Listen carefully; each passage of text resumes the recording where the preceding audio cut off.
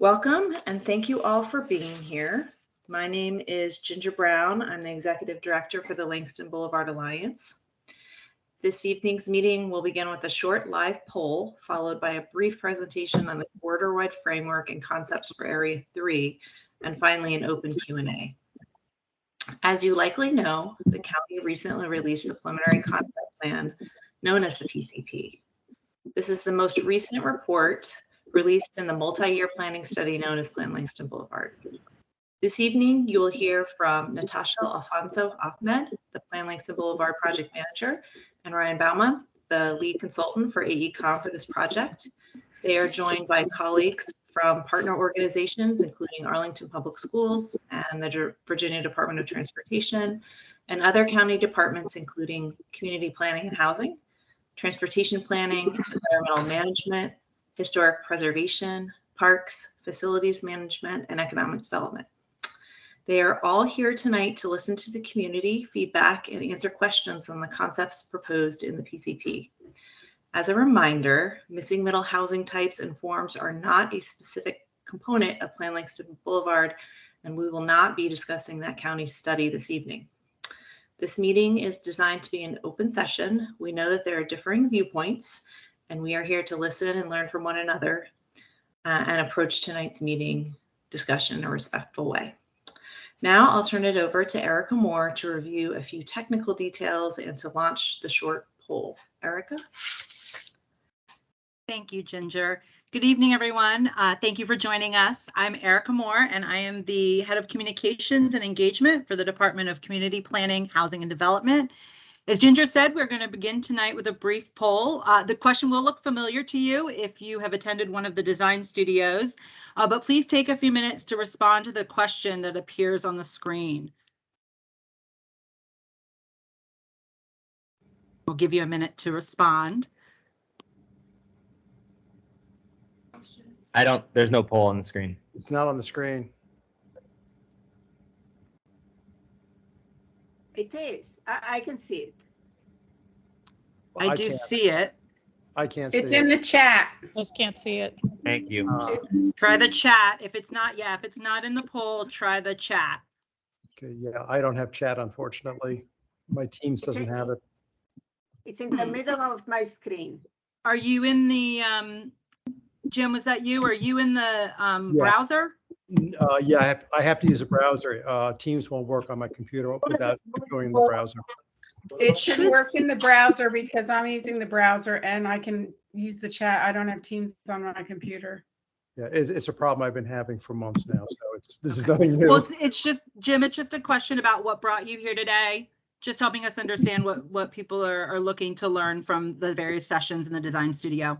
Okay. Yeah, I'm also, this is Duke Banks. I don't see anything and I don't have a chat either. I'm not using the browser. I am using the Team app. Yeah, same here. If you are up in the Teams app, if you see at the top near your mic and camera buttons, there's a little chat bubble that you can click on. Nope. I see them. No, I don't a button see that. says more options, and I show still meeting devices, enter full screen, Okay. raise hand, but I don't see any poll. Okay. Well, as I said, the poll is just to ask you what brought you here today. So it's nothing that's actual feedback on the PCP or about Plan Langston Boulevard. So we appreciate everybody who has taken the poll. And I want to get right into tonight's schedules and agenda. So before we get started, though, I want to make sure to share how this evening will work and the guidelines. We will be taking questions live and from the chat for those of you that can see the chat, and we will alternate between live questions and questions from the chat to try and give everybody an opportunity to be heard.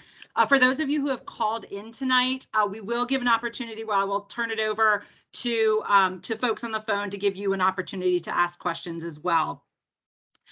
When the time comes, if you would like to ask a question, please raise your hand in Teams and I will call you in order. I can actually see the order in which people raise their hands.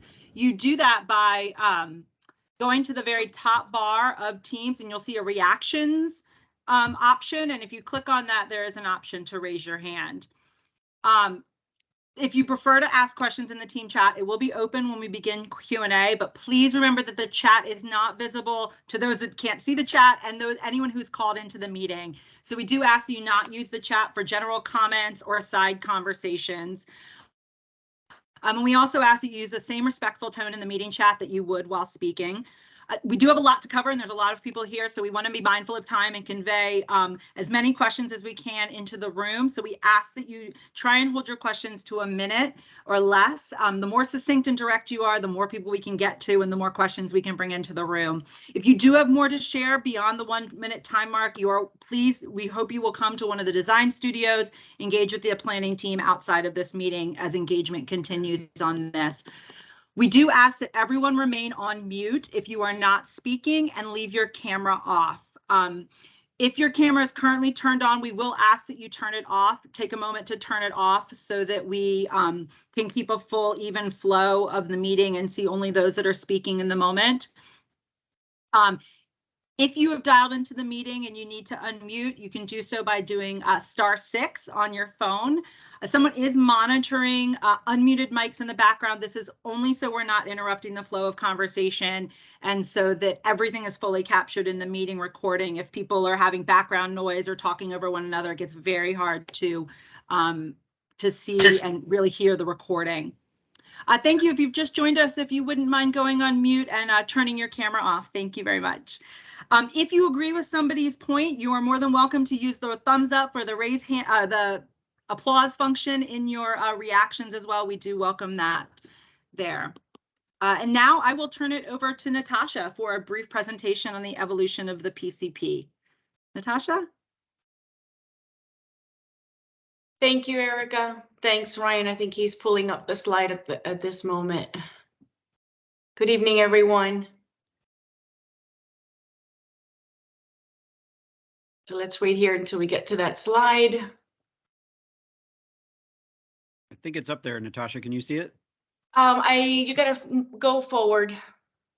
I'll tell you when to stop. Got it. I think it's the next one after the one more. Thanks, Ryan. Okay, so good evening once again. This is just a quick overview of how we got to the recommendations that we're going to be presenting tonight. And just for a little bit of a background, in the spring of 2021, the planning team presented a series of land use scenarios, which included both high and low scale ideas for neighborhood areas 2, 3, and 5, as you see here on the map that's on the screen. Areas 2 and 3 are located between Lexington Street and Stafford Street, and Area 5 is located east of I-66. Based on the input that we received last year, the planning team has refined many of those ideas that were presented in the scenarios into what we are now calling a preliminary concept plan, which is what we're going to present tonight.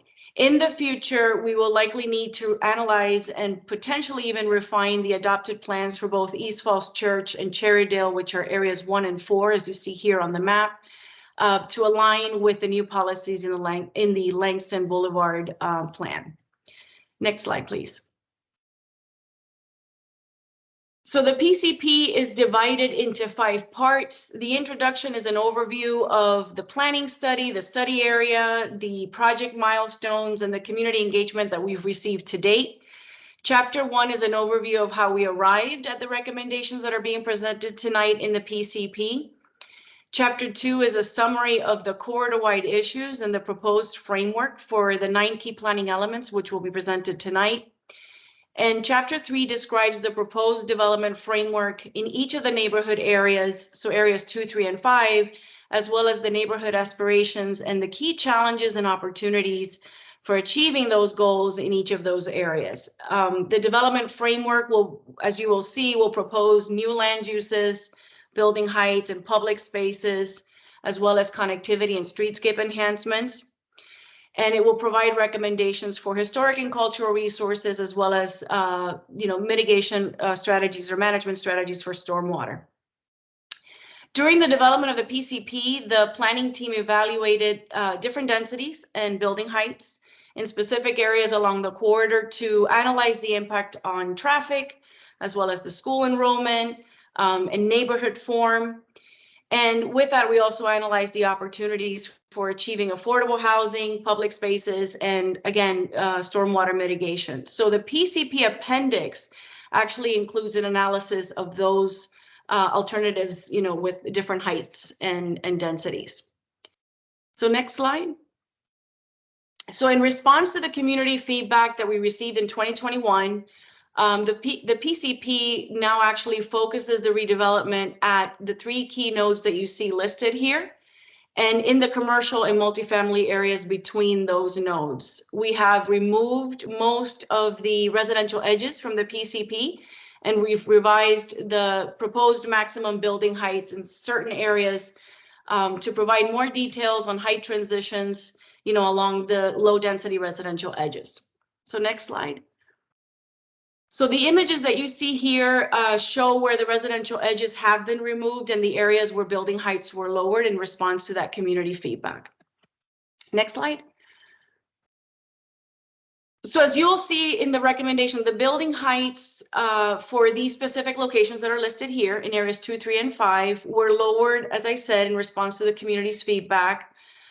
Staff believes that the proposed concept plan offers incentives for redevelopment. However, the levels that are being proposed are really only moderately different from what is allowed today, either by right or through site plan projects. And what this means is that in the future, we may actually see more by right development, and improvements such as streetscape enhancements may actually take a little longer to be realized or happen in a more fragmented way.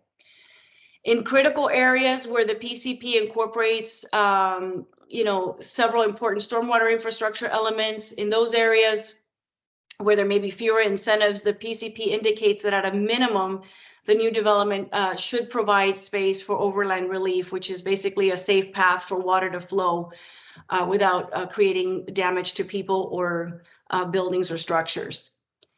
In the areas where there are fewer incentives, staff assumes that most of that stormwater detention and other flood-related improvements will only be feasible with county partnership. In the areas where there are more incentives for redevelopment, staff believes that the new development could provide stormwater detention, for example, under new public spaces, and in some cases, that new development can even upsize some of the existing storm sewers or relocate them if they're under or if they're in private properties or under existing buildings. So the PCP actually highlights the trade-offs, with the lower and the higher building heights, both in the overall, housing supply that can be achieved along the corridor, as well as the, the number of affordable housing units that can be achieved. So with that, I'm going to pass it on to Ryan, who will get into the specific recommendations for Area 3 in the PCP. Thanks, Ryan. Thank you, Natasha. So, as discussed, there were several changes since we last spoke about the land use scenario analysis back in the spring. And I think, but there's really important ideas that have stayed the same throughout all of it. And that's the main goals for all of Plan Langston Boulevard. To boldly plan for people in power of place by 2050, where Langston Boulevard will really become a green main street with vibrant neighborhoods, iconic local businesses, and mixed-use activity nodes. This is a place that will enable safe and equitable access for all users, provide a diverse housing supply, build environmental sustainability and resiliency through stormwater management that's effective, and provide overland relief for stormwater flows and reduce energy demand, to promote trips by transit, biking, and walking, and help the county achieve its carbon neutrality goals that it's set for itself. To promote development that enhances the economic well-being of the corridor, provides community facilities and gathering spaces, features inspiring architecture and landscapes that connect to nature, and to celebrate. Uh-oh. All right, hope that's doing better. And to celebrate, honor, and acknowledge the past, present, and future of Langston Boulevard through its vibrant public spaces, art, and culture of people of all races, abilities, ages, and income levels. Throughout the planning process, there have been 8 key planning elements that we've talked about, so that from a land use standpoint, we're really trying to make that transition from Boulevard to Main Street. From a housing standpoint, it's all about creating a place for people to age in place, a place for young professionals, middle-income households, and households that are actually below the 60% of the medium AMI level, to strengthen the diverse commercial base, and to transform the Boulevard into a complete street, improving that streetscape to design and to connect the surrounding neighborhoods. This also means, from a building form standpoint, transforming the Boulevard and its neighborhoods into a walkable environment with context-sensitive buildings, and to ensure that the Boulevard community is connected to and well served by diverse public spaces and adequate public facilities and schools, and to maintain a unique sense of place and increase awareness of the corridor's rich history, and really to make that transformation into a green corridor with street trees, increased landscaping, and pervious surfaces. So today, the top diagram kind of tries to highlight the current land use pattern, where there are very few moments where mixed-use development has taken place, but there are significant commercial nodes at key intersections. Over time, we're trying to transform things into the lower diagram, one that increases the number of mixed-use nodes in place of those previous commercial-only nodes, so we have more places to live in a variety of housing types, and to increase the mixed-use potential along the corridor in key areas. So in order to make this preliminary concept plan happen, the planning team developed a land use model, and the land use model anticipated what types of development may be possible on the land that's most opportune for redevelopment. Those would be commercial properties mainly that have the right size or could be easily combined or consolidated with adjoining properties to put together a development project that was sensitive to the surrounding community. And through that process, we identified about 145 acres out of the 1,600-acre planning area that were really the land poised for redevelopment. And then imagining different types of land uses and densities and opportunities on each of those sites, the land use plan was able to identify a series of new housing units, new jobs, a new population, and really along the way, look at the impacts and benefits of those changes.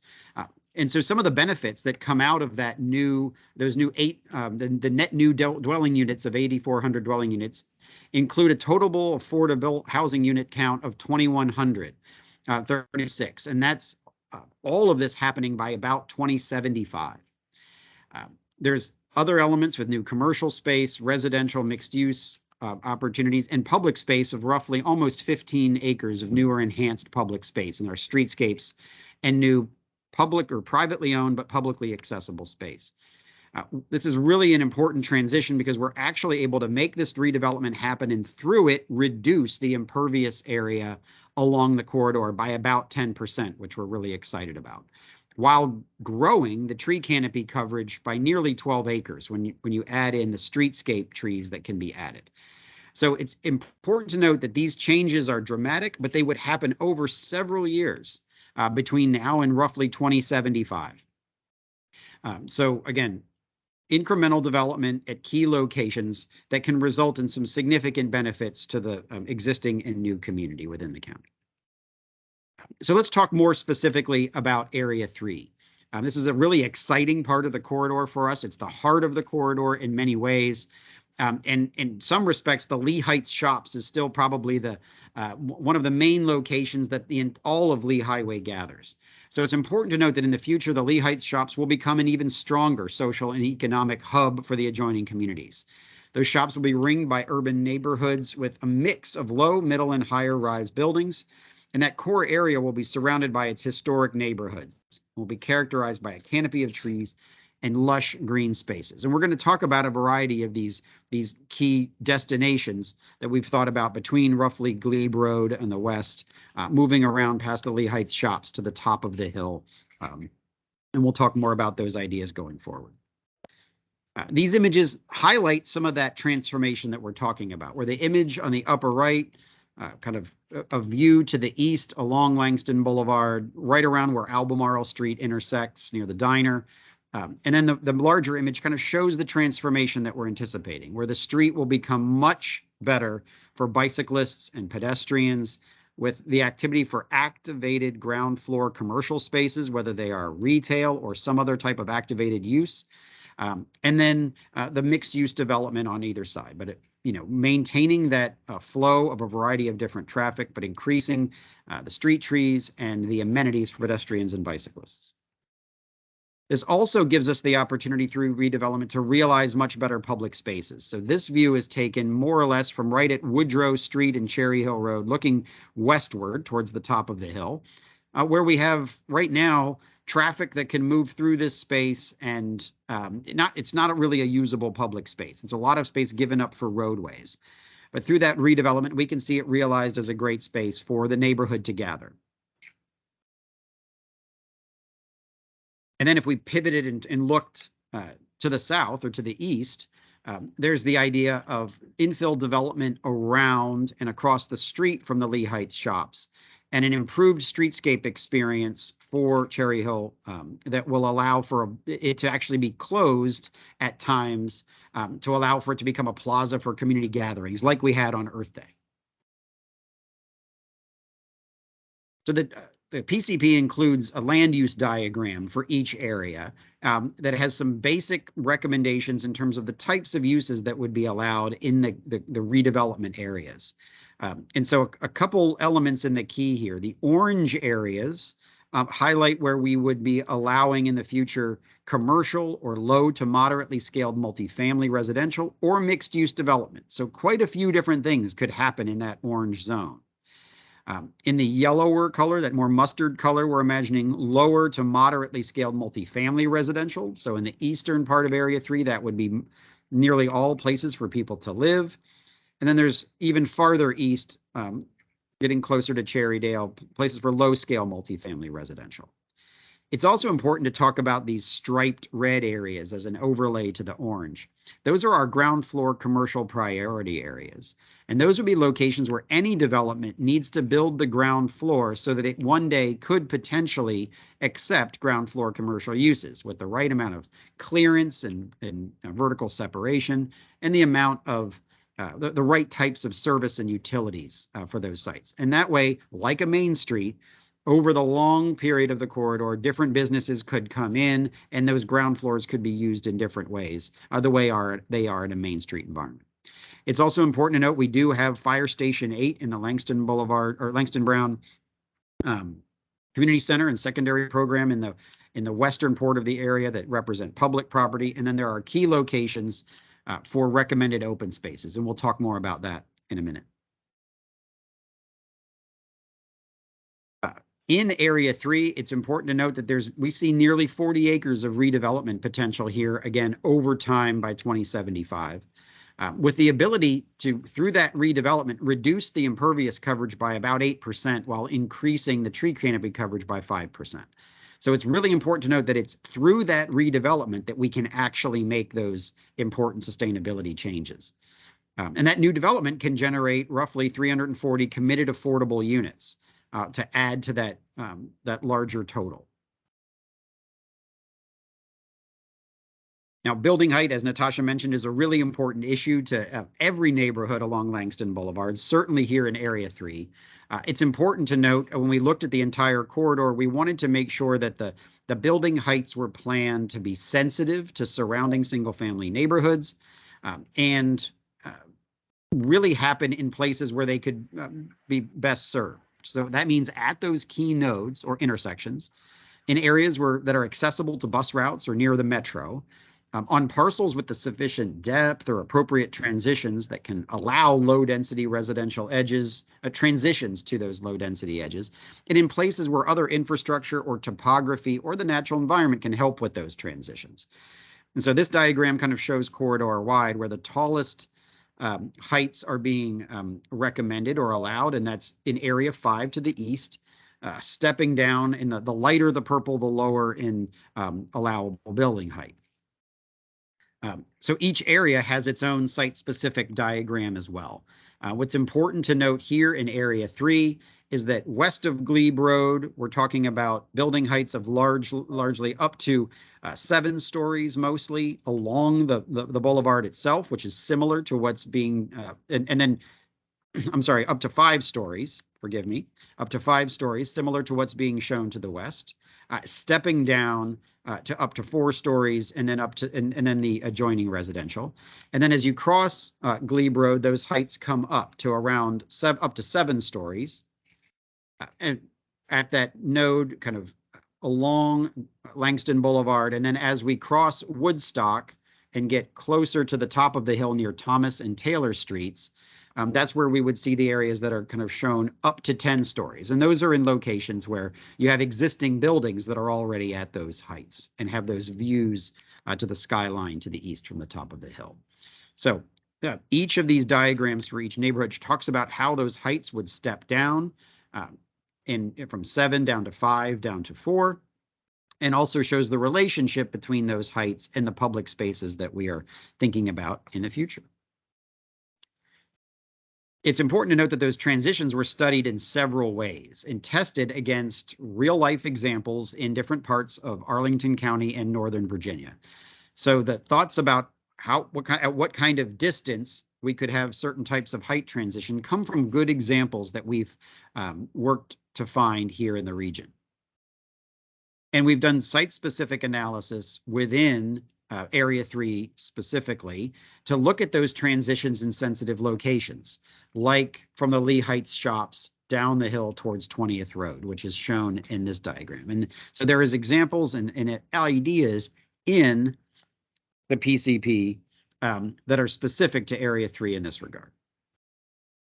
There's also 3-dimensional modeling that's been done to show how these transitions might happen in a sensitive way. And so we can get a sense for whether it's views from Woodstock Park looking to the north and the west, or in other locations, how that new development over time could be perceived by the adjoining neighborhoods.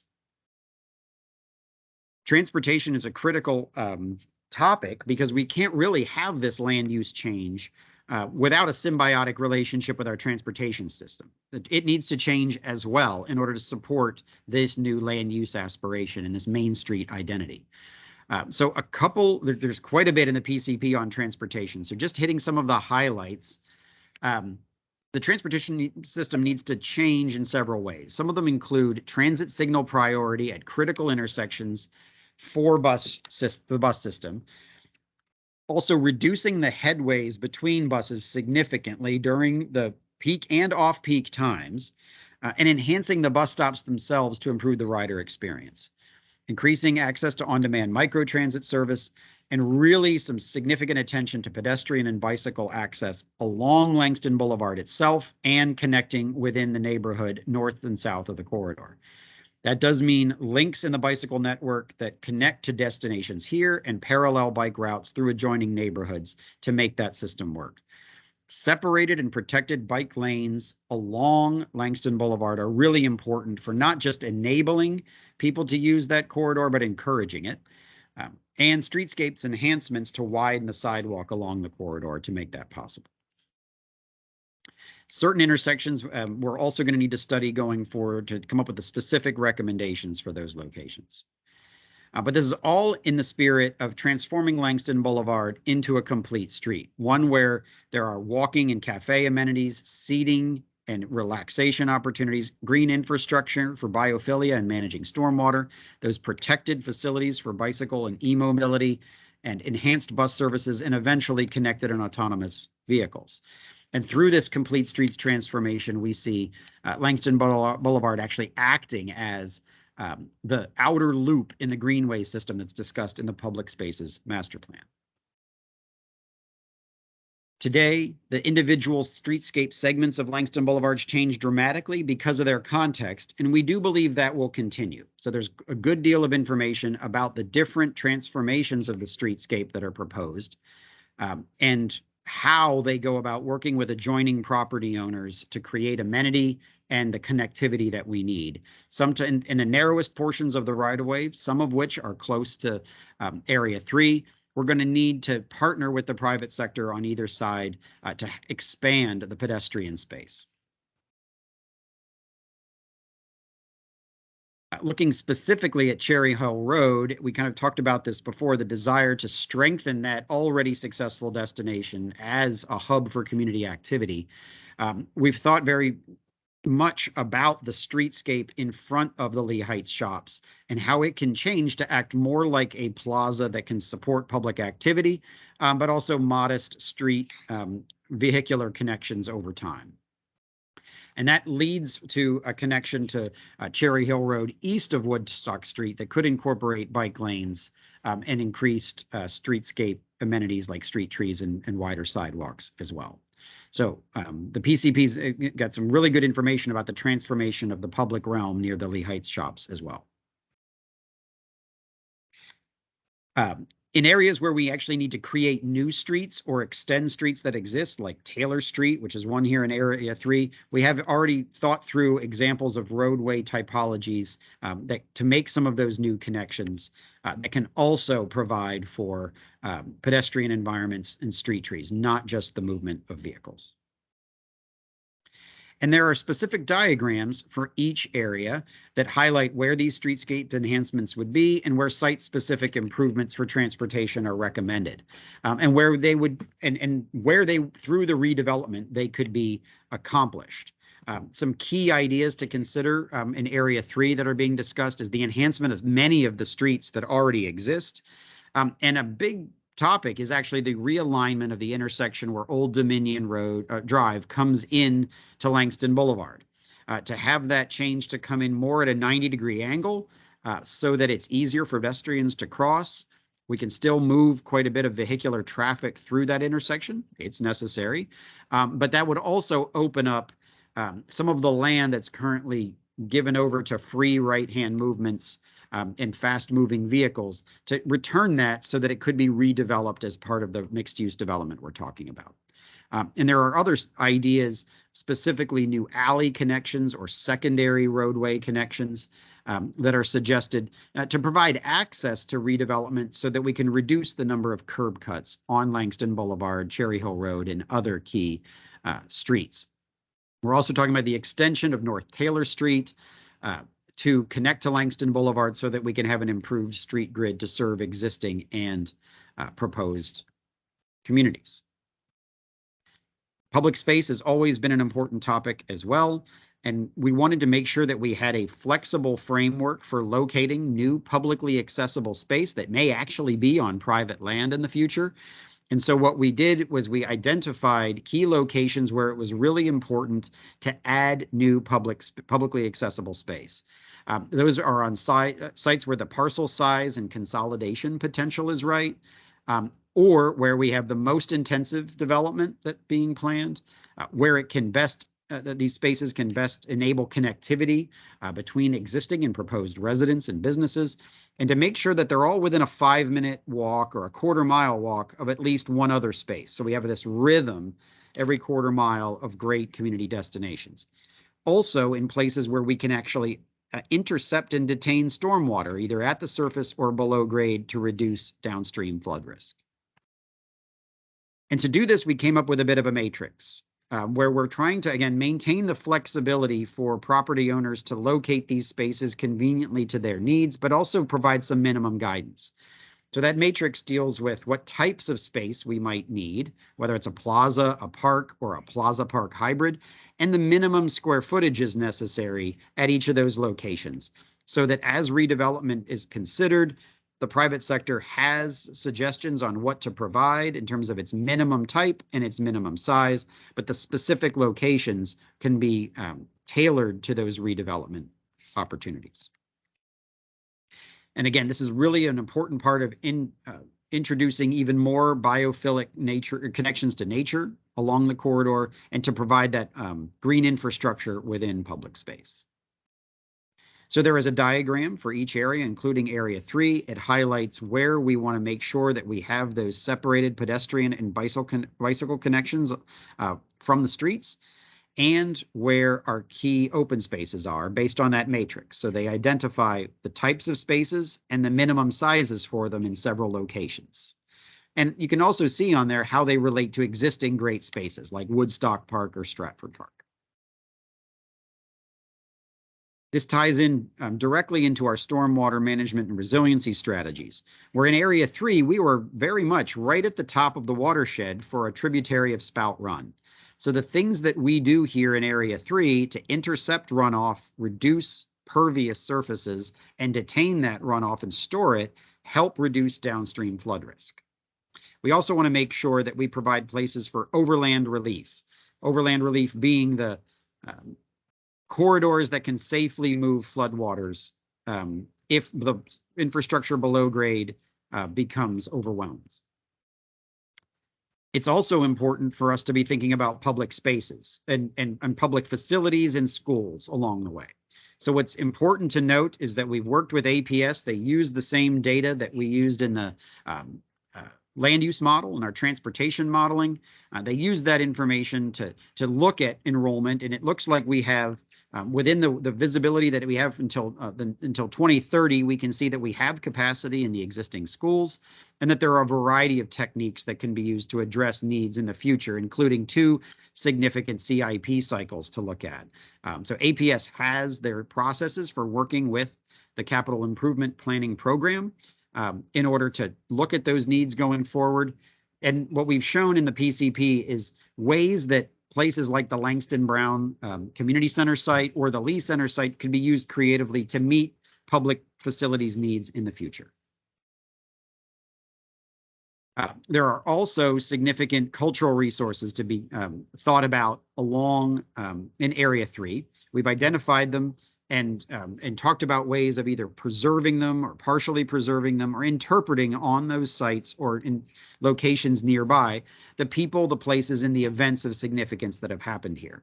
In many cases in Area 3, what we're commemorating is either no longer present or is present in some way. And so we want to be able to have both of those types of techniques at our disposal.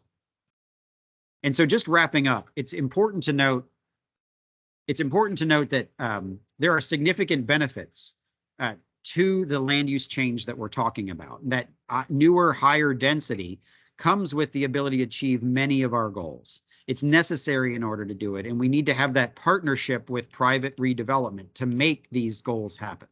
This is how we're going to get more housing choice and integrated affordability throughout all of those projects.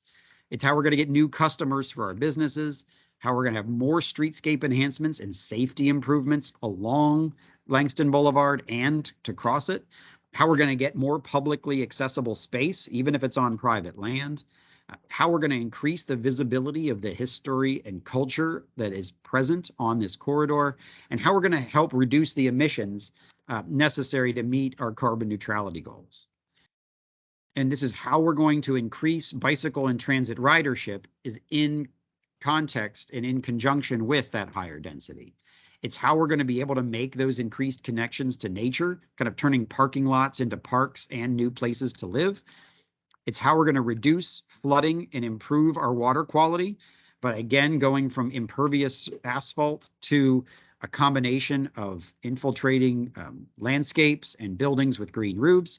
And it's how we're going to realize a stronger equity result in North Arlington by improving access to housing types and transportation possibilities that don't exist today. So there's a lot of information in the PCP. We hope you all look through it, and we're happy to talk more about any questions you have on it. With that, I'm going to stop sharing for a moment to open it up for questions. Yes, thank you, Ryan. As we start the Q&A section of our evening, and as we open up the chat for folks that would like to put their questions in the chat, I'm going to turn it over for a moment to Paul Holland, the chair of the Community Forum and the president of the Waverly Hills Civic Association. Paul, thank you. Thanks, Eric. Thank you, Erica. Appreciate it. And thanks, Natasha and Ryan, for the presentation. Also, thank you to all the neighbors who have joined tonight for this important discussion. I just want to highlight a couple points. In Waverly Hills, where I live and serve as Civic Association president, I was very encouraged to see the new building heights. We have gone and had a lot of discussion over the building heights from 10 and now in this current version down to 7. And very encouraged by that change and the responsiveness of the the PCP to that request from the community. I think another really key point to make before we get into the discussion, and I think it was heard in Ryan's presentation, development is going to occur along the corridor. And, I believe that this plan offers a much more coordinated approach to development. It will allow us to achieve the community benefits that Ryan highlighted.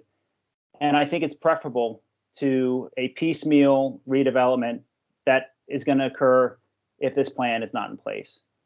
So with that, thank you, Erica. I'll turn it back to you for the facilitation of the Q&A. Thank you, Paul. And as I mentioned at the top, just I know there were some folks that were joining us during the presentation. If you would like to ask a question live in the meeting and you're in the Teams chat, Teams meeting, excuse me, you can go to the reactions up at the top, and there's a function to raise your hand, and I'll take those questions as they come. The chat has been open, so if you prefer to ask your question in the chat, if you don't want to ask it live or can't, I will read, we will take those questions in the chat. I will read them out loud so everybody will be able to hear them and know what we're responding to as well. And if you have called in, we will have the opportunity for you to also ask your questions live.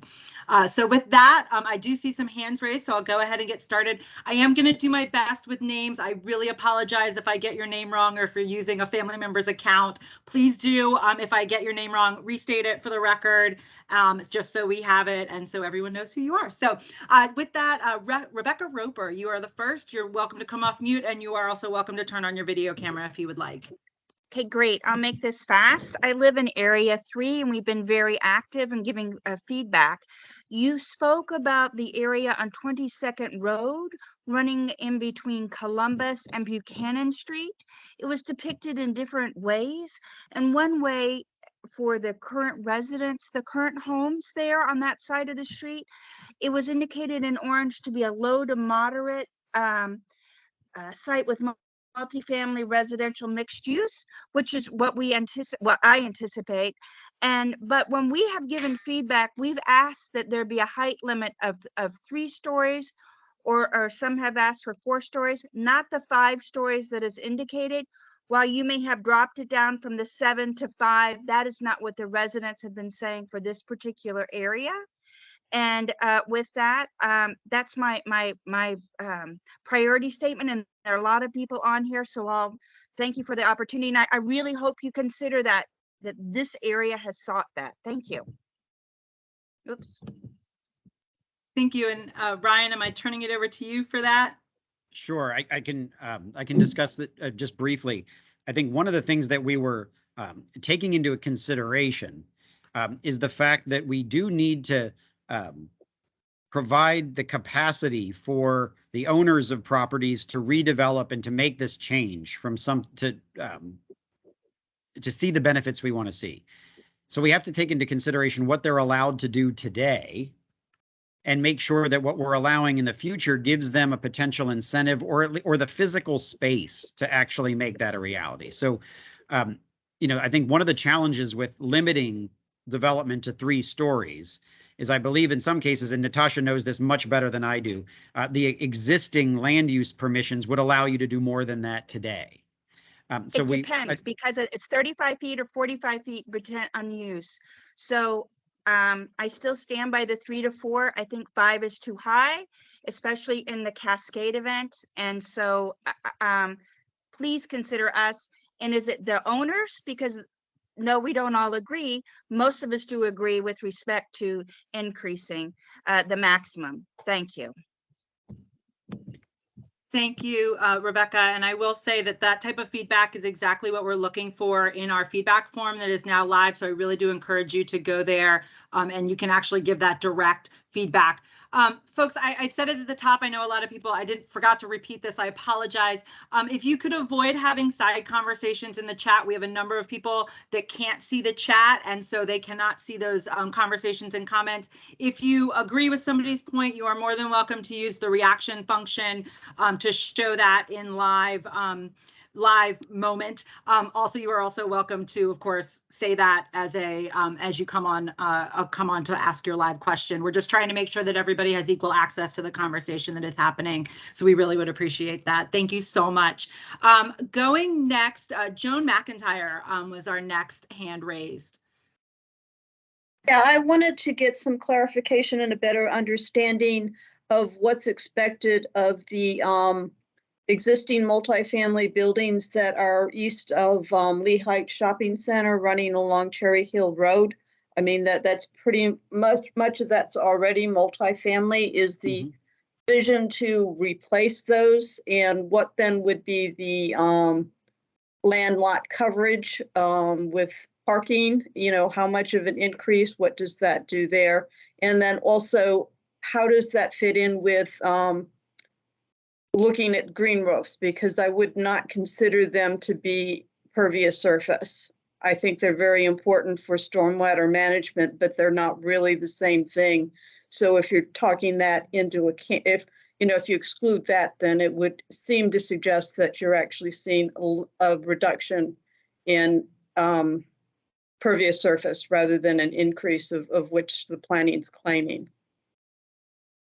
Sure. Well, I can take an Thank you, Ryan. An early answer to that one. So thinking about the land use permissions and things like that along Cherry Hill Road east of Woodstock, I think one of the things that we looked at there was land that is not owned by a condominium association or something like that, to try and think about redevelopment of some of the apartment buildings and things like that that might be the things that change, because those are under one owner. It's easier for them to change than having a building of multiple owners change. So we weren't really anticipating that the condominium properties would change much. But we were thinking that over that horizon to 2075, that more of the apartment buildings could be able to be changed in a way that would provide for, sometimes to provide for them to be redeveloped in a way that is more beneficial in meeting these goals. So to that end, I hope that answers part of your question. The other parts that you were discussing relative to impervious surfaces and lot coverages and things like that. The land use model that we developed, it did anticipate certain factors for lot coverage and a certain portion of the roof of certain buildings being a green roof, not all of the roof, but some of it, in order to develop those calculations. However, the specific lot coverages and the specific guidance on what could be developed and that type of thing is still to be detailed. That kind of guidance has not been developed yet as part of the PCP. That would need to happen in the future. So when it comes to green roofs, we were certainly hoping that could, as you said, it could be a very effective way of helping to manage stormwater, which is what you're trying to do through impervious surfaces.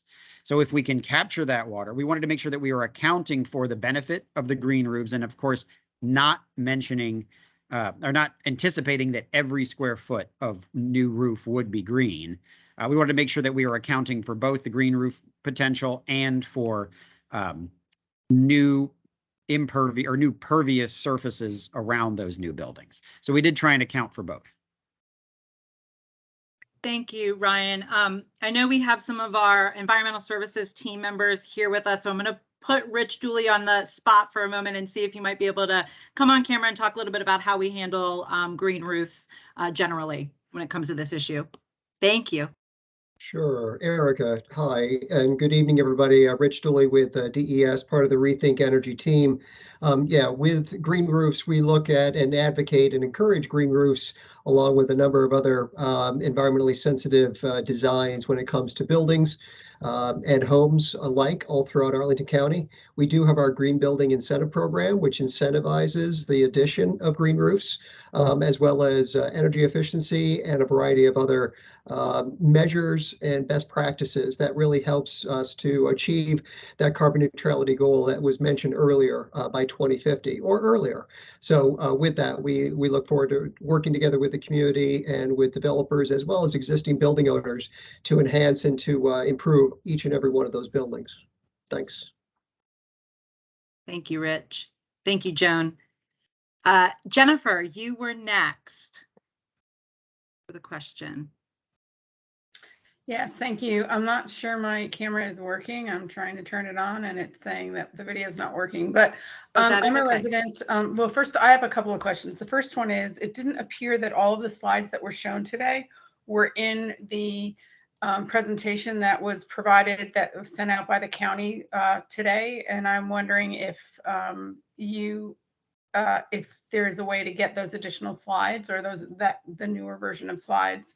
That's my first question. My second question is, as someone who is a resident of one of the streets that feeds into the Lee Heights Shopping Center, which would be Woodstock and Woodrow and Woodley streets, I have a couple of concerns. One is a drastic increase in traffic, because as shown on your maps, those streets will continue to be kind of feeder streets into the proposed area around Lee Heights Shopping Center and all the development there. So that's my first concern. And my second concern, I just want to echo what others said about a three-story height maximum.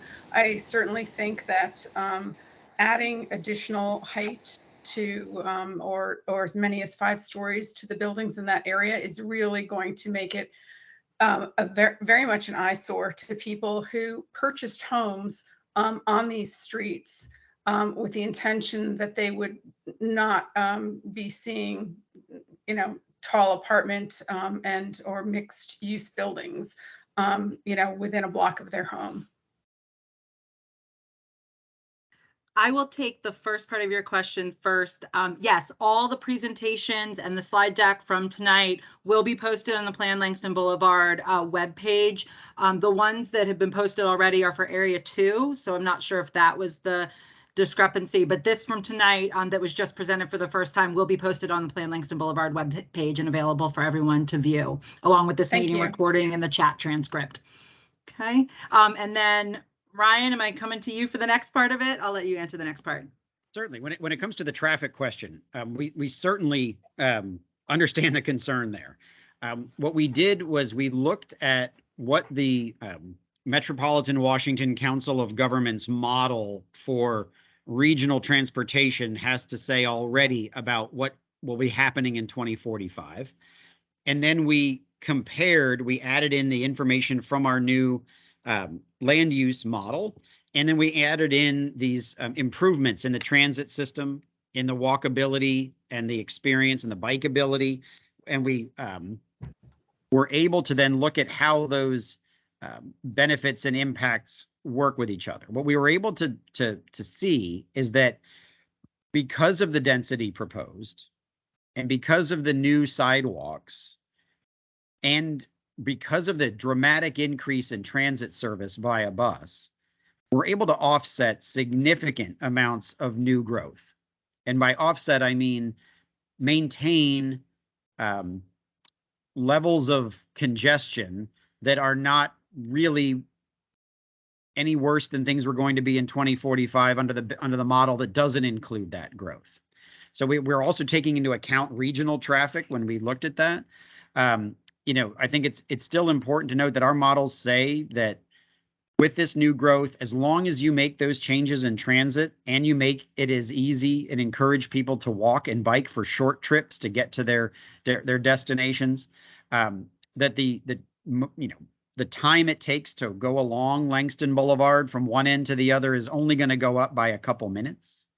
In the end of the day, at the peak period, yes, there is certainly going to be new vehicles that would come in and out of parking garages that are part of that mixed use development, but there are parking lots today that have cars coming in and out of them. So I think it's just important to note that, again, those changes will happen incrementally. And this is why it's really important to make the changes in transit and walkability simultaneously with the new land use change. Ryan, I can add just a couple of things there on her question, and I'm seeing in the chat, going back to the issue about the 3 stories versus the 5 and the transition and all of that. So I can jump into that. I just want to make it clear for most people that, in order to incentivize certain changes to happen, Ryan already said that the choice is up to the property owners whether or not you want to partake in that. No one is being forced to sell their house or anything like that. But in the event that, the property owners do decide they want to change their properties collectively, that tool will be there to offer an incentive to create, to basically achieve these goals that we have, both for the improvements along Langston Boulevard, widening the sidewalk, adding protected bicycle lanes, which has been a priority for many in the community. In Old Dominion in particular, we've heard the desire to have open space in their neighborhood. And, we're limited. The core area doesn't include much of Old Dominion. And one of our goals is to try to create more open spaces or public spaces that can be, accessible along the corridor, that can be sort of interconnected and within a 5-minute walk.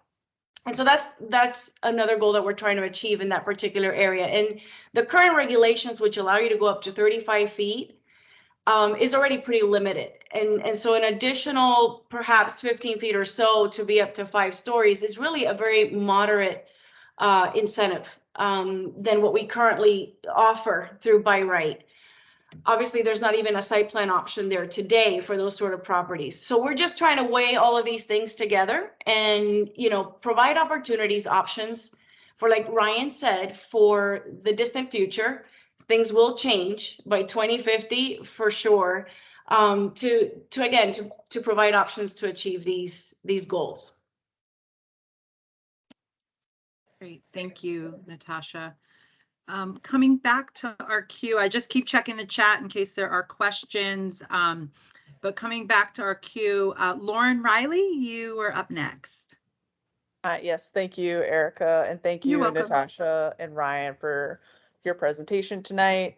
As you know, I'm with the firm Walsh Colucci, land use firm and courthouse, and we represent the owner of the Glebe Lee Shopping Center there at the corner of Glebe Road and Langston Boulevard.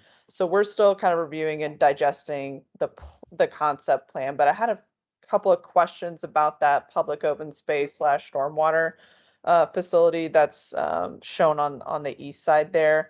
Wanted to know a little bit more information from you all about what thoughts went into the size recommendation for the 10,000 square feet, more about what types of stormwater facilities you're expecting to see there and what entity will construct and maintain those facilities. And then lastly, what flexibility there might be in the plan for the shape and ultimate configuration of that space with redevelopment. Sorry, well, I'll go ahead and start. Right. I think first of all, that area right there along the eastern end of the parcel that you talked about, right along Albemarle Street, that is the upper reaches of that tributary that we talked about that runs into Spout Run, where there has been significant flooding. And the folks in Waverly Hills can certainly talk about the challenges that they've seen in the stormwater management system along that tributary, which is basically pipes today, getting overwhelmed at times and causing challenges.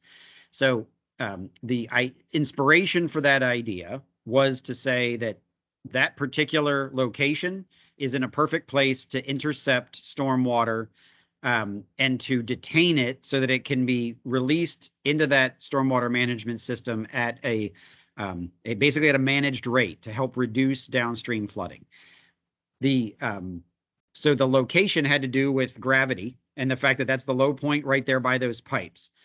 I think in terms of the specific configuration of it, I think that's definitely something that people would want to partner with you all to help decide. And in terms of the exact size, the minimum idea for 10,000 square feet there, it seemed like a less than a quarter acre is not too much for a civic gathering space at an important location surrounded by lots of redevelopment. So I think that size is something that is, again, not our largest minimum size. It's also not our smallest. So I think the way, if you do it much smaller, it's going to be hard to meet all of the different requirements for that site and deal with the topography that's there.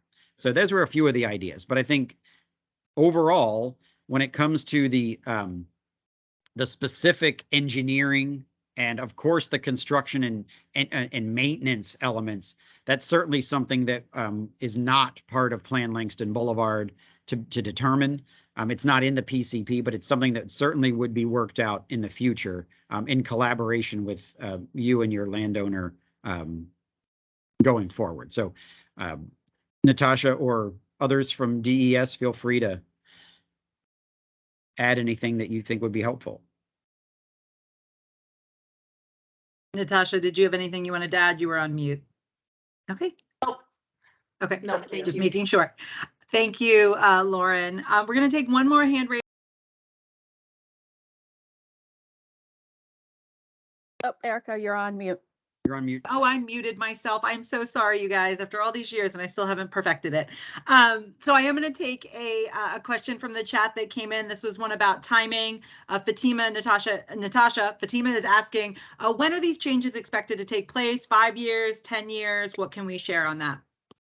So Ryan touched on that a little bit ago. This is really, it's going to be an iterative process. It's going to take many years for the whole vision to be implemented, several decades for sure. I mean, there are sites that are already talking about redevelopment. We just heard from Lauren on the site there at Glebe.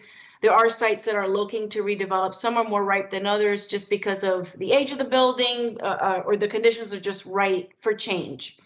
But it's certainly not that way all across the corridor and for every property. I mean, some things are going to take longer to achieve and like I said, over a period of years, if not decades. Great, thank you, Natasha.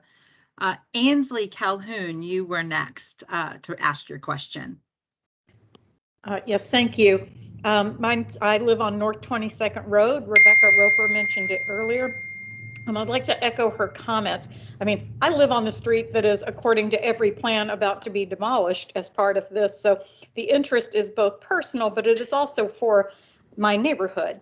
And I would just like to echo the comments. And I feel as if our neighbors have all been, while we may not all be of one mind on everything, it does feel as if a lot of us have been to these planning sessions. We have participated, we have filled out surveys, we have been to the design meetings and expressed our concern about having 5-story buildings stepping, that is what's considered a step down into the neighborhood.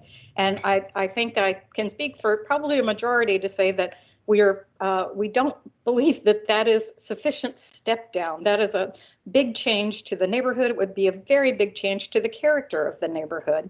And it feels a little frustrating as if we're all participating in this process, and yet it does feel sometimes as if the needs of the developers are coming first. And we understand that developers need a certain amount of space. I understand that from an earlier presentation in order to make building worthwhile. I'm not sure then that the solution is to ignore the concerns of the homeowners in favor of that, as opposed to perhaps saying this is not the best place for that kind of building. So thank you very much. Thank you, Ainsley. Natasha, I didn't know if you had anything. No, I just wanted to echo, I think what we've said before is that we're not dismissing any of the concerns. There's an opportunity again, and this time through this survey, as you mentioned earlier, Erica, there are specific questions that people can answer where they can express their concern about heights and the proposed transitions and setbacks and all of that. There's specific questions on that. I do appreciate your concern and your feedback and your input that you don't think it's appropriate, the sort of the transition that we're proposing. We'll take a look at that as we continue to explore these options and hear people's comments. So it's not a given, this is not cast in stone yet. We'll continue to evaluate those opportunities as we move forward in the process. But thank you for that input. We certainly want to take that input into consideration. Thank you. Yes, thank you, Ainsley. Jan Marie, you were next.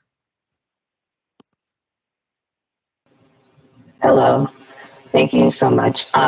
So I actually just had some questions about affordable housing. So I currently rent an apartment in Gleewood that's actually naturally affordable by the market. So I was just wondering if there is a sense of, there's a sense of affordable housing possibly being lost with this plan, and if there are any plans to, if there's any displacement from this, if there are any plans to support residents for being able to stay in. Jean Marie, I'm sorry, you got very garbled there for a moment. I just want to make sure that we can capture your full question for the record. Can you try to say it again so we can hear it, and I'll try to repeat back for the group. Yeah, that sounds good. Can you hear me? Oh, there Okay. you are. That's great. Better. You're perfectly clear now. Thank you. Okay, no problem. So yeah, I just mentioned that I rent an apartment in Gleebwood that's naturally affordable. And I was just wondering if there is a sense with this plan, if there could be a loss of affordable housing, and if there has been any thought to, if residents are possibly going to be displaced by this plan, like what support would they be given to be able to stay in the area and enjoy, all of the benefits of this redevelopment that's stated to happen. So that was my question. Great. And Ryan, am I coming to you? Sure. So you go off mute. So yeah, what you're referring to is something the county tracks called MARCs, or market rate affordable housing units. And there are definitely MARCs today along Langston Boulevard.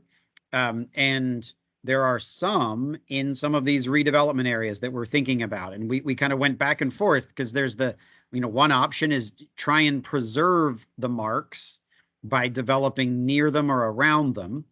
And you need a lot of space to do that, actually. And it's actually much harder to do. And then in other cases, there's the idea that if we redevelop those MARCs, but do so with a requirement to provide committed affordable housing units, you can actually build newer units that meet the needs of families or individuals that are brand new, but meet the same affordability requirement. And so in some cases, we elected in the PCP to suggest redevelopment of MARCs because we could provide more affordable housing by having it be committed affordable housing. And there's also the acknowledgement that there's no guarantee that what is, as you referred to, as naturally affordable, there's no guarantee that that will stay that way in the future. So the nice thing about committed affordable units is they are committed. They will remain affordable based on a certain percentage of average median income. So it's a long-winded answer, but we did take into account naturally affordable units. And in some cases, they were preserved where the landscape or the land those units sat on allowed for that. And in other cases, we recommend redevelopment of them because we could actually provide more affordability in a predictable way. Can I ask a quick follow-up question? So I know, I think it's, great to be able to provide more affordable housing, committed affordable housing, but I know that there are often long waiting lists to be able to qualify for those apartments. So I'm just wondering if there would be any, mechanism to allow residents who live in the area to have preference for these units should the market rate housing become, unaffordable. I understand. I mean, that's certainly something we could consider talking about, but it's an important issue. I think it's just something that we haven't discussed in detail yet. And we are keeping notes on the questions asked and things like that. And this is something that we can take back to our housing staff as well. So we appreciate, Jean Marie, your questions and your comments on this. I do want to go quickly back to the chat. We do have a question from Charles France asking if we will be communicating which locations will be developed first and a timeline. Just noting it was a very generic answer. And I think, generally, we can't speak for when property owners will want to do anything with their property. This is just an interim step in the process. So we're at the preliminary concept plan. Work and engagement will continue before we get to a draft plan and then an adopted plan ultimately by the board. And then I will say that this is just the plan. So development on specific sites or redevelopment on specific sites would need to come through, and Natasha's going to jump in if I missay it, but we'll need to come through a site plan review process, which will be through the site plan review committee, and we'll have all of the public engagement, project web pages and things like that that go through as that goes through with an actual plan for an actual property versus just a plan for the overall corridor. So that will be communicated out to the community as that comes through, and there'll be an opportunity for the community to be a part of that process after this plan is adopted, if it's adopted, and then when site plans actually are proposed to the county. So I do want to go back now to the next speaker, which should be Charles Henkin. Yes, thank you very much. I'm also trying to turn the camera on. I'm not sure. No, there may have worked. This is a very interesting discussion. I want to thank the whole group for a objective and dispassionate discussion of the issues. There's a lot of heat and light about this question. I have 3 general questions and then a specific one about Lee Heights. There is some population increase that is anticipated, and we've done some work on that already. But with respect to school seats, it's something that we can't address until after 2030. You don't know what that's going to be. There's a chicken and the egg problem, not just with respect to the total increase in school seats that might derive from the whole boulevard, but in any specific area where there's one school that may be overcrowded or at maximum capacity already, Taylor Elementary School being an example, and there is no more room there. So you're going to have to redistrict, or you're going to have to build a new school. So there's the schools after 2030 question. I know it's tough, but that lurks out there as a big one. A second one, I respectfully suggest that mentioning the reduced emissions, because people are bicycling and walking, for a 2040, 2045 plan, any cars we have then, 70% are going to be EVs or hybrids. There just is no emission benefit in a long-range plan when a region like Arlington is going wholesale into EVs. So I think that you have to discount that benefit that's often mentioned. And then my third point, as I think Rich Dooley was indicating already, even under by right today, there are incentives for green developments when projects are built. Green roofs, you don't want to have storms that are, you don't want to have stormwater wiping your basement units out of existence. So under by right, one presumes there is a self-interest on the part of developers in considerable green advantages that they would do in the absence of this plan. Okay, my specific question, so those were 3 generals. My specific question about Lee Heights is that the questions were so far have revolved around traffic congestion. So speaking for the Donaldson Run Civic Association, we drive to Lee Heights and we park in the back. We don't bike, we don't drive under a 7-story building's parking lot that's big for the people who are already in that building. We drive to Lee Heights and we are able to use it and love it the way it is. So I just wanted to put that point there as a counter to the plan that you folks have. Thank you. Thank you, Mr. Henkin. I am going to ask for your school's question. We do have Lisa Stengel from Arlington Public Schools here with us, so I'm going to ask her to come on and talk about the school's question. Hi, thank you. Yes, we've looked at projections with the county using the data that was referenced earlier on, the housing types and all those things coming. Projecting beyond 5 years is really tough because students aren't born. We're seeing changes in our birth rate patterns. And I just mentioned, I think you made the example of Taylor. We changed boundaries for Taylor that the new enrollment actually happened last year. And right now, I think enrollment as of last Thursday was 536 students. The capacity of the building is 659 students.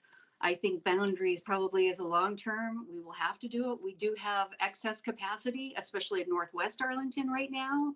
But we definitely have capacity at Taylor. We have some capacity at Innovation because we left some room there in the boundary change for not knowing if immersion students will continue when the school moves happened. But we've been real careful about making sure we have capacity in those areas. And this is a tool we'll have to use. We don't want to just build schools if we've got the capacity. We need to better utilize the space we have. And we look at that annually through our AFSAP, and we'll continue to do that. Yes, thank you for that answer. You have a couple of bungalows built on the athletic field that were put there as an emergency basis at Taylor.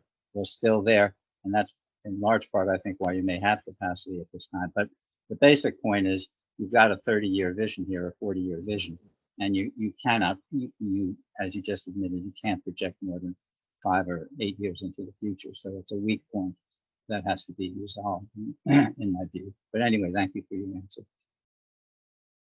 Thank you, Mr. Henkin. Ashley Smith, you are next to ask your question. Great. Thank you so much. Good evening, everyone. My name is Ashley Smith, and I'm Director of Planning at Impressa Legal. I've been working with Tad Lunger and several property owners along Langston Boulevard during this planning process, and we're so glad to see progress being made. Thank you for the opportunity to comment on the preliminary concept plan, and we recognize and thank county staff for their hard work in producing this draft plan. We have reviewed this proposed plan and have identified areas of concern where potential conflict with our shared efforts and goals may occur. All the following comments have been brought to the county staff, Langston Boulevard Alliance, and Langston Boulevard Working Group prior to this meeting. We recognize that this is a concept plan and not all of the details have been finalized, but we encourage staff to consider these comments and incorporate them into the PCP prior to county board review. First, there's no clear connection between the proposed building height restrictions introduced in the PCP and the density potential for sites. The purpose of the PCP should be to establish the guidelines and expectations for the review of future development submissions, not to arbitrarily assume that density will accurately be implied. As it stands, without clear direction on how density will be regulated, the proposed heights do not necessarily yield the density necessary for the improvements proposed in the PCP. Interpretation of the PCP could lead to density that would yield a building less than the heights proposed and discourage the visions expressed for the corridor. This lack of clarity is exaggerated further when considering the proposed land use designations provided in the PCP. The land use designations compared to the land use descriptions provided in the PCP are inconsistent throughout the document, are inconsistent with plan goals, and are left generally unexplained. We encourage staff to review these designations to make sure they are more consistent with implied density goals and provide certainty in the final plan. It is hard to understand how the area and corridor-wide new unit and density projections have been arrived at with no explanation as to how density will be regulated in the plan.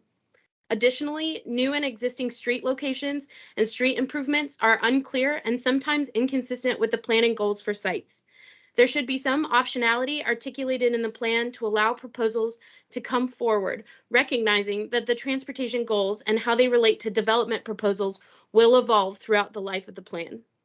The PCP also does not discuss or provide guidance on parking requirements, which are as much a regulating factor on development as building height. It is also hard to understand how traffic impacts have been assumed in the plan when not only density regulation is not articulated, but also how many new vehicles will be introduced to the corridor. It seems unnatural to be reaching transportation network conclusions when these two basic components remain unknown. While it has been implied that Langston Boulevard will be regulated by building form similar to Columbia Pike, the PCP does not provide a clear framework for the public evaluation of new development proposals. At prior meetings, staff have intimated at the potential ways in which development proposals may be reviewed, but there is no clear path forward for development to occur because the PCP has not outlined a consistent approach to development proposal applications. This has been a long and labor-intensive process for everyone involved, and we do not want to see all of the hard work done so far be further delayed because there isn't a clear path forward to implementation. We hope all of these issues are addressed as early as possible during the remaining process time, so that by the end of the process, there is a clear path forward and that has been informed through community and stakeholder input. Again, we thank staff, the working group, and Langston Boulevard Alliance for their dedication to this plan, and we look forward to continue to work with everyone. Thank you. Thank you, Ashley. Natasha, did you have anything you wanted to share? Sure. So I have had the benefit of talking already with Tad and Ashley about their concerns and maybe their how they're reading the PCP. And I just, for the benefit of those who are watching and hearing and don't know the background of all of this, everything you are raising right now, Ashley, those are all good questions. We have not at the moment decided or made any specific recommendations for all of the things that you've mentioned. We don't know yet how the density is going to be regulated. We don't know yet what the specific setbacks are going to be for those properties. Building form, you mentioned that it might follow the Columbia Pike. We have not set that in stone. We have not said that it would or will, or I mean, at this point, we haven't determined what the zoning tools are going to be. We're still exploring that. That's part of our next process. I think at this point, we want to get input first from the community on whether they like the general concept, you know, the changes that we've made to respond to the community's concerns. We will nail down those things either over the next few months as part of the draft plan, and if we're not, you know, if we need to do that as a separate part of the process when we develop the code or the changes to the zoning or the changes to the GLUB, that may even happen after the adoption of the plan. So there's a lot of things that we still have to iron out, and we're not quite there yet.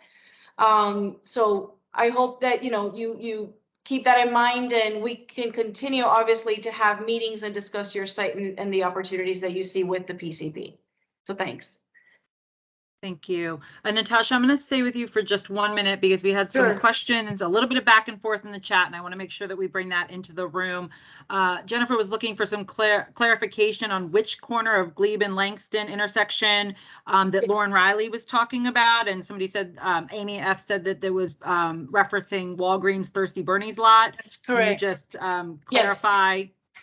That is correct. And to answer the other question about, I think someone suggested maybe posting on the website, like what sites have shown interest in moving forward and developing and all of that.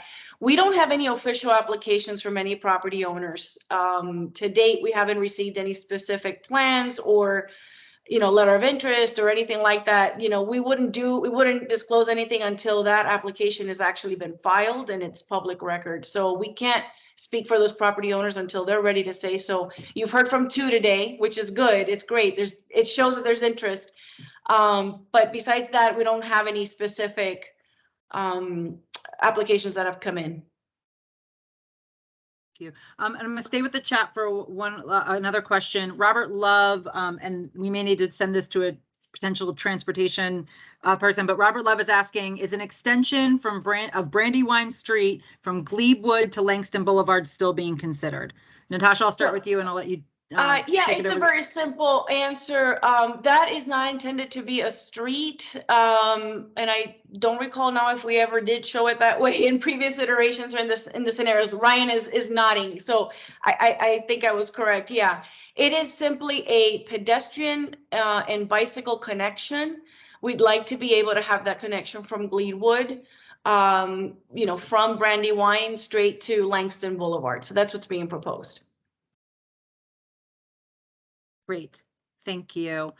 Turning back to our live questions, Duke Banks, I believe you are next. I'm turning on the cam. Can you see me now? I Yes. can, yes, sir. Hello. Yes. I want to congratulate. I'm from Waverly Hills, and I'm only a block away from Paul Holland, who spoke earlier. So I hope Paul, you know, is still on. Couple of things. First of all, I want to, you know, congratulate the staff and Ryan in putting together a very interesting presentation on it. And obviously, you couldn't get into detail, but there's a couple of things that I'm going to be looking at.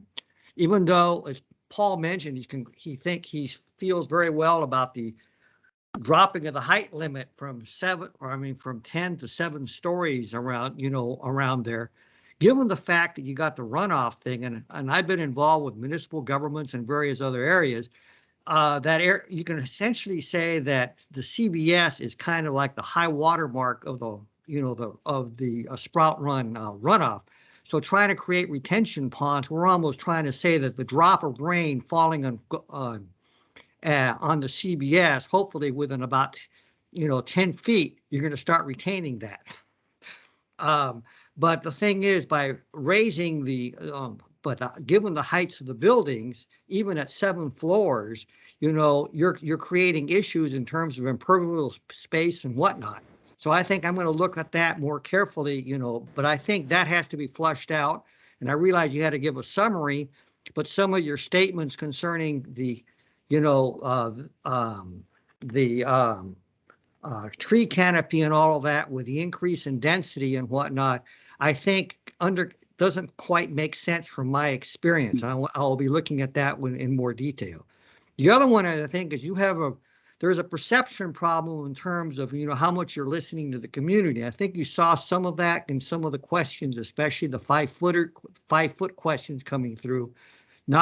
And even though the height from 10 to 7 stories was done along Glebe Road, there's, I think, since I'm formerly the president of the Civic Federation, I have gotten a ton of email from folks very concerned that staff is not listening in terms of the building the building height issues.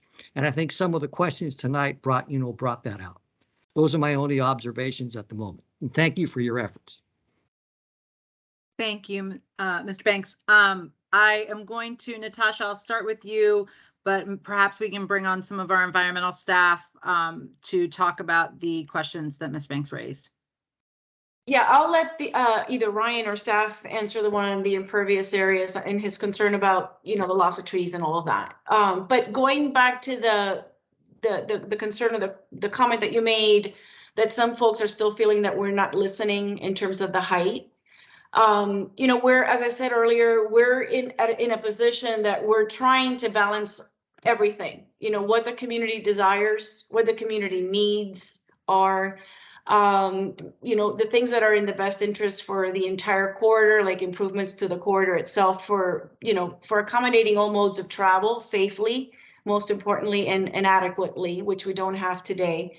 And when we're weighing all of those things together, along with the challenges that we have, parcels that are very narrow, they're very shallow, there's just a number of things that all come together. And then the by right development options are very little today. We've got to look at all of that and just think more creatively, what can we do to incentivize the sort of partnership that Ryan was talking about? We've got to have a partnership between the private sector and the public sector to achieve all of these things. And so it's not that we don't want to listen or that we don't want to lower things. I think if you can see in good faith, we have in a lot of areas, we've pulled out a lot of the residential edges. And we've lowered heights where we, heard the greatest concern, but we still have a vision to implement and a goal to achieve, and more importantly, safety. We want safety. We want better infrastructure for stormwater in the future. We want this community to be resilient. And so we can't have everything. It's just the classic statement, right? We can't eat our cake and have it too. We've got something along the way has to be balanced. So hopefully with that, and then I can turn it to Ryan. If I can make a comment on that, I said it was a perception problem. I'm not saying that I agree with it or not, but my inbox has been flooded with those concerns. So, and I'm not saying that you're not in good faith doing that, but there's a perception problem that I think that a lot of people still think that you're not listening as much as they should be. That's all. And Mr. Banks, I'll take this opportunity, a point of personal preference, to plug the fact that we do have a new feedback form open that gets to these specifics. Now that we have the preliminary concept plan, it can get down to a little bit more detail on some of these issues that have been raised tonight. So I really do, and we will at the end include links to where you can find everything and direct links. We do encourage people to submit that because we will be analyzing all of that feedback as we move forward through this process. And I do, we want to hear it all. So, and I encourage you guys to please share that with your friends, share that with your neighbors, so we get as much feedback as we possibly can as we're in this phase and get ready, and move forward in the coming months. So that's my point of personal preference. Ryan, I will turn it over to you for some of the environmental questions. Sure. Just very briefly, Duke, when you take a longer look at the details in there, I think one thing that'll help you out, the tree canopy coverage numbers and how much they go up.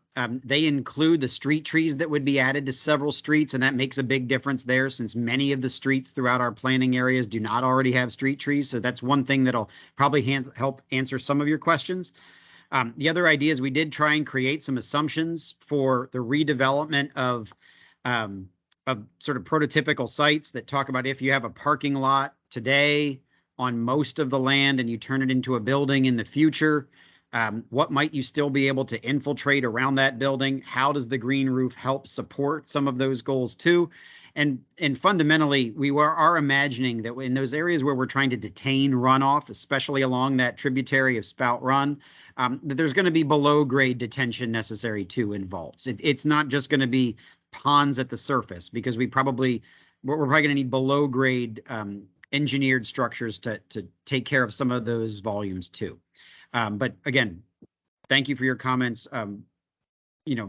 Take a look at the details there, and if you have more questions, we're happy to help answer them. Great. Thank you, Ryan.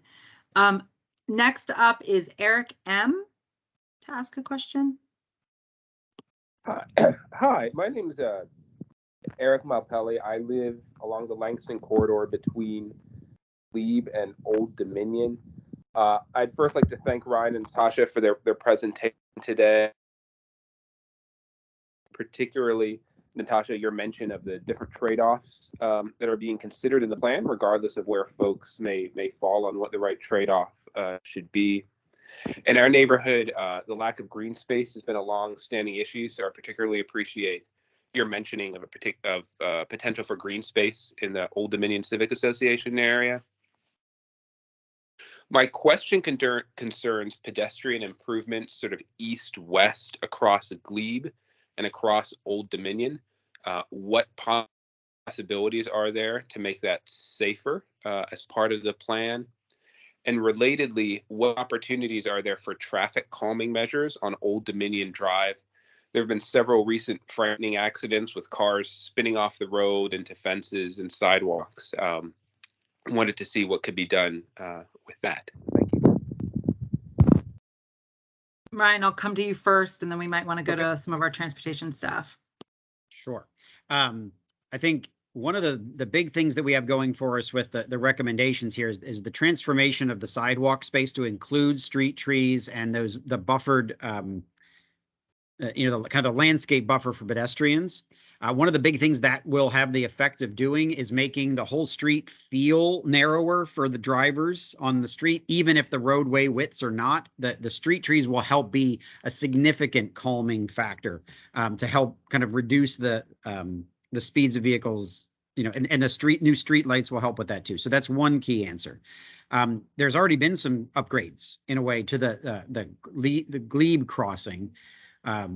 And also, more specifically at Old Dominion, the suggestion that we're making there to realign that intersection to be more of a 90-degree intersection, that should make a significant difference in how friendly it is for pedestrians to cross, frankly, north-south and east-west at that intersection. It's very challenging today because so many vehicles can move through it without ever stopping.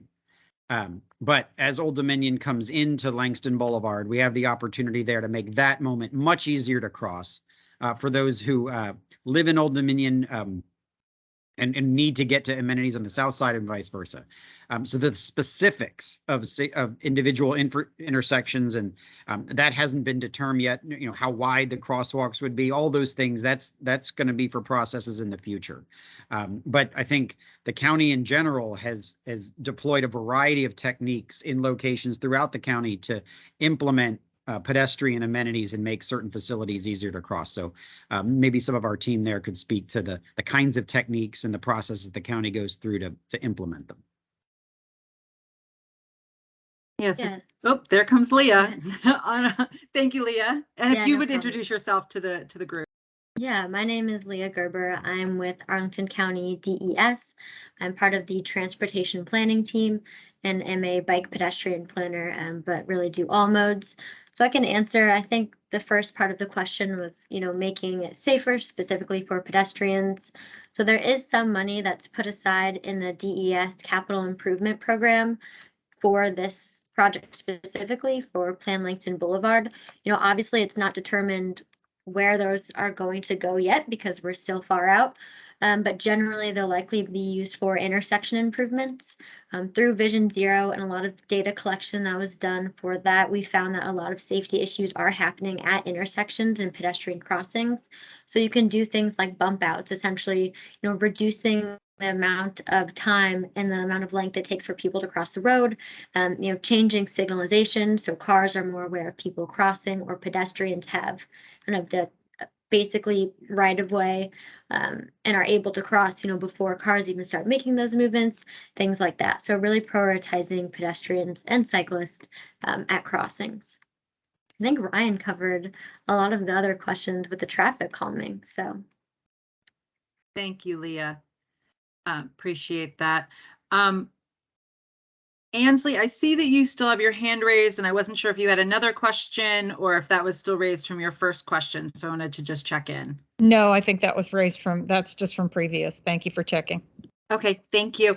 At this time, because I don't see any other additional hands raised or questions in the chat, I want to give an opportunity for the folks that have called in on the phone to ask a question. If you're on the phone, a reminder, you can unmute by doing *6. So I'll give a moment just in case anybody wants to come off mute and ask a question.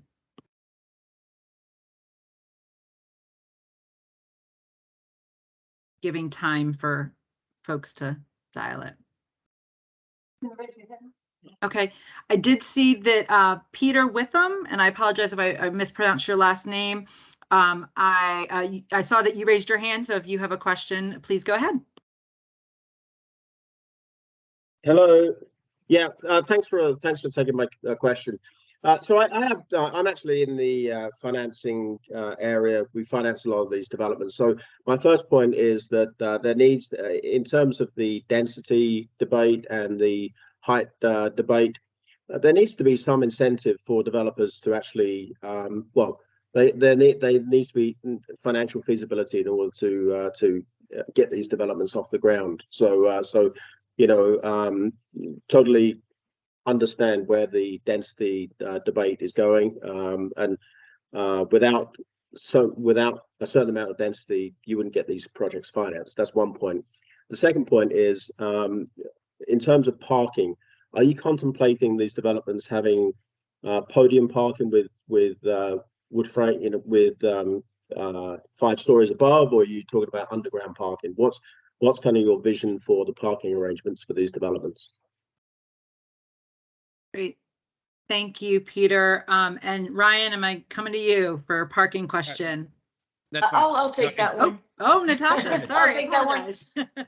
Only because, again, we haven't determined the specifics, but I think we're going to encourage both forms of parking, you know, whether it's underground or above ground. If it's above ground, we're going to encourage, you know, that the parking structures are lined so that there's active uses along the street, and in areas that face residential edges or something like that, to make sure that we're not creating just big parking structures above ground. I mean, we also want to, we understand that there's challenges. Some sites are more suitable for underground parking depending on the topography. So we want to leave enough flexibility to be able to address that, you know, on a case-by-case basis. So I hope that answers that. Yeah, thank you. Thank you. All right, so I don't see any additional hand raised. I will give a moment in case any of the folks that are still on the phone, I want to make sure that they have the opportunity to come off mute and ask a question if they have it.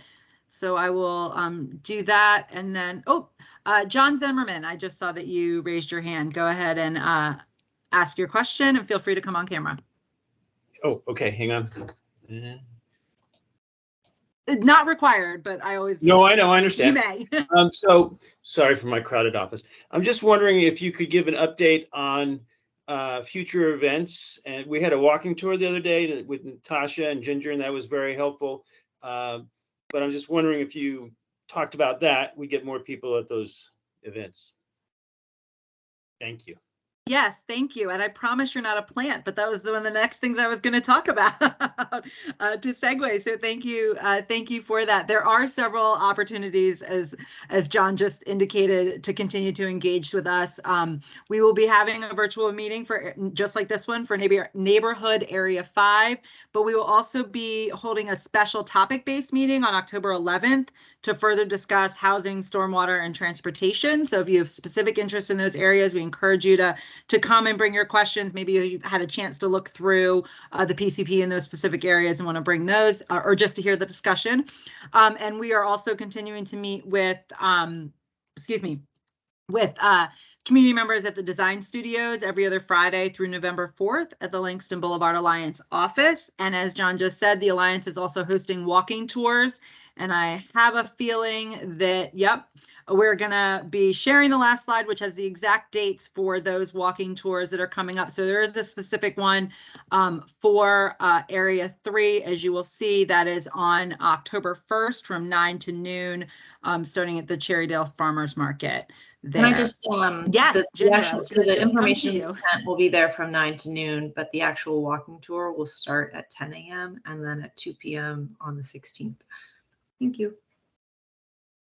Thank you. So just, and Rachel, it looks like you are putting that information in the chat. So Rachel now is dropping some links into the chat. That is the main Plan Langston Boulevard page, which is what you'll want to bookmark to go back and get, again, the meeting recording from tonight, the presentations, and the chat transcript ultimately. And then underneath that is a direct link to the feedback form that we are soliciting specific feedback on areas of the PCP from the community. So we please encourage you to take that, fill out that feedback form and share it with your neighbors, share it with your friends, so we can really get a full sense of how people are reacting to the concepts put forward in the PCP. We will, staff, I'm going to put us on the spot and say, we've ended a few minutes before our scheduled time, so we will stay in case anybody has an additional question or anybody was trying to catch us at the very end of our scheduled time to ask a question. But we really appreciate and thank all of you for being here tonight and for providing the feedback and taking the time to ask your questions. We hope you found tonight's meeting helpful and information. And I encourage you to continue to engage with us. And Ginger, I will let you take us out with a thank you for everyone. Erica, before we turn it over to Ginger, just real quick, because I just remembered that we will be sending out notices to the property owners and the residential edges. So all of those single home dwellings, that are in the residential edges, where people are still concerned about height and all of that, we will be sending out a notice to invite those property owners to a meeting, a special meeting, but we will also open opportunities up during the design studios. And if you want to do a one-on-one meeting and set up a time, we're going to do that as well. So please look out for that notice. We'd like to be able to reach out to you and talk more specifically about your site. So thanks. Great. Thank you. Ginger, and I actually just saw that Sandy raised her hand, so do we want to give her a moment to say something? Sandy, go ahead, and then I'll turn it back to Ginger.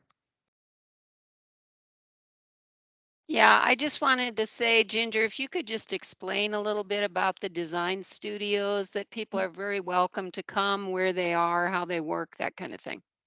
Sure. Yeah, go ahead. Okay. Well, first of all, thanks everyone for coming tonight. For those that may have joined late, I'm Ginger Brown. I'm the executive director of the Langston Boulevard Alliance. And we are currently have a site on the corridor. It's 4500 Langston Boulevard. It's directly across the street from the Lee Heights Shops. It's the old Coldwell Banker building. And it's a community engagement site. And at that site, we have all of the county boards, and we're lucky enough to have staff come every other Friday now for a couple of hours. They're very busy and it's very open. And the drawings are there. And if you come in, you can sit down and answer your specific questions. They've been very successful and very helpful. And those are on Fridays from noon to 2. And the schedule is on the Plan Langston Boulevard website. We also have our walking tours, but there's also at the same time on the weekends, if you can't come at noon on a Friday because you work, you could actually join us on the weekends. We have at the Cherrydale Farmers Market, the first information tent. It's going to have all of the boards and all of the drawings and staff there as well. It's just an on-site weekend accessible design studio. And then, but we'll have a walking tour so we can go and look at things because that's helpful. And so the first one is, the second one is October 1st at the Cherrydale Farmers Market. We're going to be looking at Area 3, the one we've discussed tonight. And then I believe it's October 16th. There'll be the Lion Village Shopping Center. It's actually a Sunday afternoon. So if Saturdays don't work for you because you have kids sports, hopefully you can join us on a Sunday afternoon. It's a great opportunity to come and really discuss your specific questions. And that will be on Area 5. But if you want to come to the tent, you can ask general questions about the whole corridor too. But I want to thank everyone. I really want to thank planning staff, Natasha, Ryan, with AECom, everyone, because it's been a long journey for many of you. You probably know that much of this has been going on for at least a decade. So we're happy to be getting farther along in the process, and we hope you'll stick with us. And we definitely want to keep hearing from you. I want to thank staff for a lot of the changes that were made in between the LUSA now. So, but I hope you enjoy your night. And staff's going to stick around, but you might get 15 minutes back. So, and I did.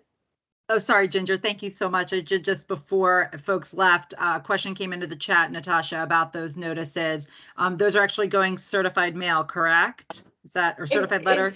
So some of the property owners don't actually live on the property within the study area. They're either out of town or they have a main property somewhere else. Those letters will go out certified. But if you are, if you own and occupy your unit, then you will be you're receiving a hand-delivered letter. It will go into your mailbox later this week. Great. Thanks. Thank you. Thank you again to everyone for joining us. As I said, staff will stick around for a few minutes in case anybody pops in late and wanted to ask a question, but we really do appreciate your time and your engagement with us, and we hope that you will continue to be engaged throughout this process. Thank you very much.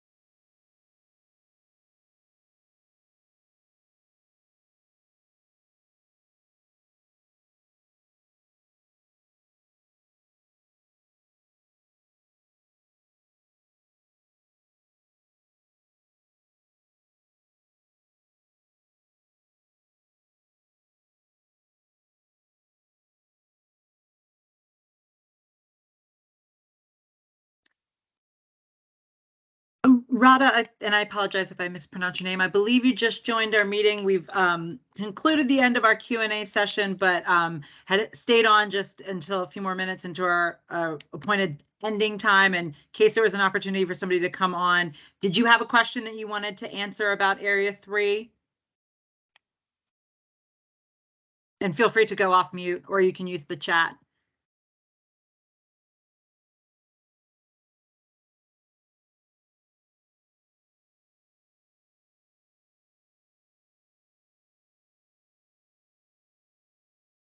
And just in case it's helpful or what you're interested in, this recording of tonight's meeting will be posted on the Plan Langston Boulevard webpage for review in its entirety, as well as the presentations and the chat transcript, if that is helpful as well. But feel free, if you do have a question, to come off mute and ask.